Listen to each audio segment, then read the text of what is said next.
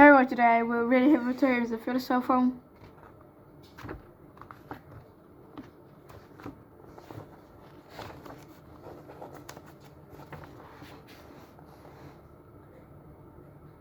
Reach, snap. She crouched down, pulled down her wand, and whispered a few well-chosen words, bright blue flames shot from her wand down to the hem of Snap's robes. It took perhaps 30 seconds for Snap to reason that he was on fire. A sudden yip told her she had done her job. Scooping the fire up, he meant to. A little jar in her pocket. She scrabbled back, clawing the crow. Sam would never know what had happened. It was enough. Up in the air, Harry was suddenly able to clamber back onto his room. Neville, you can look, Ron said. Neville had been sobbing into Hagrid's jacket for the last 5 minutes. Harry was speeding towards the ground when the ground saw him clap his head to his mouth as though he was about to be sick. He hit the pitch on all fours, coughed, and something gold fell into his hand. I've got the snitch, she shouted, waving it above his head. The game ended in complete confusion. He didn't catch it. He nearly swallowed it. Flint was still howling 20 minutes later, but it made no difference. Harry hadn't broken any rules,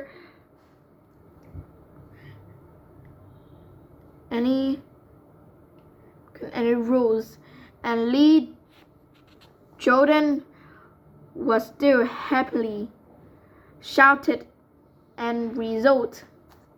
Gryffindor had won by 170 points to 60. Harry heard none of this, though. He was being made a cup of strong tea back in Hagrid's hut with Ron and Hermione. It was Snap. Ron was explaining Hermione, and I saw him. He was cursing for a broomstick, muttering he wouldn't take his eyes off Phil. Rubbish, said Hagrid, who didn't heard a word of what had gone on next to him in their stands. Why would Snap do something like that? Harry, Ron, and Hermione looked at each other, wondering what to tell him. Harry decided on the truth. I found out something about him, he told Hagrid. He tried to get past that three-headed dog at Halloween. It bit him. I think he was trying to steal whatever is squirting. Harry dropped the teapot. What do you know about Fluffy? He said. Fluffy? Yeah, he's mine.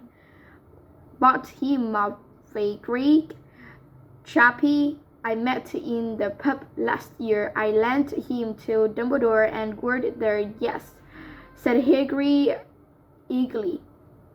Now don't ask me anymore, said Hagrid gruffly. That's top secret, that is, but Snap's trying to steal it. Rubbish, said Hagrid again. Snap's a Hogwarts teacher. I do nothing of the sort. So why did he just try and kill Harry? Cried Hermione. The afternoon's events certainly seemed to have changed her mind about Snap. I know a jinx when I see one, Hagrid. I've read all about them. We've got to keep eye contact and Snap wasn't blinking at all. I saw him. I'm telling ya, yes, Ron, said Hagrid heartily. I don't know why Harry Sperm acted like that, but Snap wouldn't try and kill a student now. Listen to me, all three up there, meddling in things that don't concern ya is dangerous. You've got that dark, you've got what is wording. That's between Professor Dumbledore and Nicholas Flamel. Aha, said Hagrid. So there's someone called Nicholas Flamel. Hagrid looked furious with himself. The Mirror of Egress. Christmas was coming. One morning in mid-December, Hogwarts work invited itself covered in several feet of snow. The lake froze solid, and the Weasley twins were punished for bewitching several snowballs so that they followed Quirrell about the route, bouncing off the back of his fern.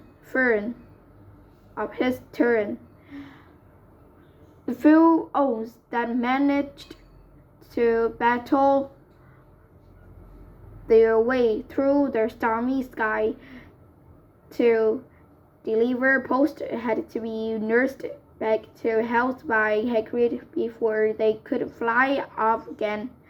No one could wait for the holidays to start. While the Gryffindor common room and the great hall had roaring fires, the draughty quarters had become icy, and a bitter wind rattled the windows in the classrooms. Worst of all were Professor Snap's classes, down in the dungeons, where their breaths rose in a mist before them, and they kept as close as possible to their not cauldrons. I do feel so sorry, said Draco Malfoy, one potions class, for all those people who have to stay to Hogwarts for Christmas because they're not wanted at home. He was looking over at Harry as he spoke. Crap and Goyle chuckled. Harry, who was measuring out powdered spine of lionfish, ignored them before it had been even more unpleasant than usual since the Quidditch match. Disgusted that Slytherin had lost, he had tried to get everyone laughing at how the white-mouthed tree frog would be replacing Harry as Seeker next. Then he realized that nobody found this funny, because they were all so impressed at the way Harry had managed to stay on his bucking broomstick. So Malfoy, jealous and angry, had gone back to taunting Harry about having no proper family. It was true that Harry wasn't going back to private drive for Christmas. Professor McGonagall had come round the week before, making a list of students who would be staying for the holidays, and Harry had signed up at once. He didn't feel sorry for himself at all. This would probably be the best Christmas he'd ever had. Ron and his brothers were staying too because Mr. and Mrs. Weasley were going to Ron Manor to visit Charlie. When they left their dungeons at the end of potions, they found a large fir tree blocking a corridor ahead, two enormous feet sticking out at their barn,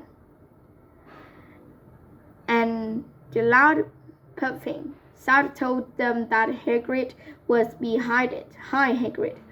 Want any help?" Ron asked, sticking his head through the branches. "I'm all right. Thanks, Ron. Would you mind moving out of the way?" came a voice. Cold draw from behind them. "Are you trying to earn some extra money?" Weasley, hoping to be gamekeeper yourself when you leave Hogwarts. "I suppose that hot dog Hagrid must seem like a palace compared to what your family's used to." Ron drove that Malfoy just as Snap came up the stairs. Ron let go of the front of Malfoy's robes. He was provoked. "Professor Snap," said Hagrid, sticking his huge, hairy face out from behind the tree before he was insulting his family. "That does it mean fighting is against Hogwarts rules, Hagrid," said Snap sulkily. "5 points from Gryffindor. Weasley, and be grateful it doesn't more move along all of you." Before Crabbe and Goyle pushed roughly past the tree, scattering needles everywhere and smirking. "I'll get him," said Ron, grinding his teeth at Malfoy's back. "One of these days I'll get him. I hate them both," said Hagrid. "Malfoy and Snap, come on, cheer up. It's nearly Christmas," said Hagrid. "Tell you what, come with me and see the Great Hall of the Treat." So Harry, Ron, and Hermione followed Hagrid and his tree up to the Great Hall, where Professor McGonagall and Professor Flitwick were busy with the Christmas decorations. "Hagrid, the last tree. Put it in the far corner. Would you?" The hall looked spectacular. Festoons of holly and mistletoe hung all around the walls, and no fewer than 12 towering Christmas trees stood around the room, some sparkling with tiny icicles, some glittering with hundreds of candles. "How many days you got left until your holidays?" Hagrid asked. "Just one," said Hermione. "And that reminds me, Harry, Ron, we've got half an hour before lunch. We should be in the library." "Oh, yeah, you're right," said Ron, tearing his eyes away from Professor Flitwick, who had golden bubbles blossoming out of his wand and was trailing them over the branches of the tree. "The new tree, the library," said Hagrid, following them out of the hall just before the holidays began. "Aren't ya?"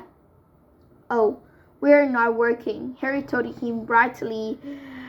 "Ever since you mentioned Nicholas Flamel, we've been trying to find out who he is."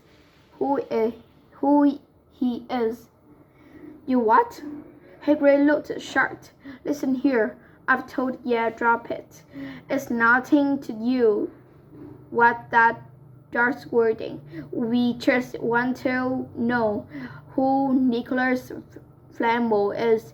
That's all, said Hermione, unless you'd like to tell us and save us the trouble. Harry added, we must have been through hundreds of books already, and we can't find him anywhere. Just give us a hint. I know I've read his name somewhere. I'm saying nothing, said Hagrid flatly.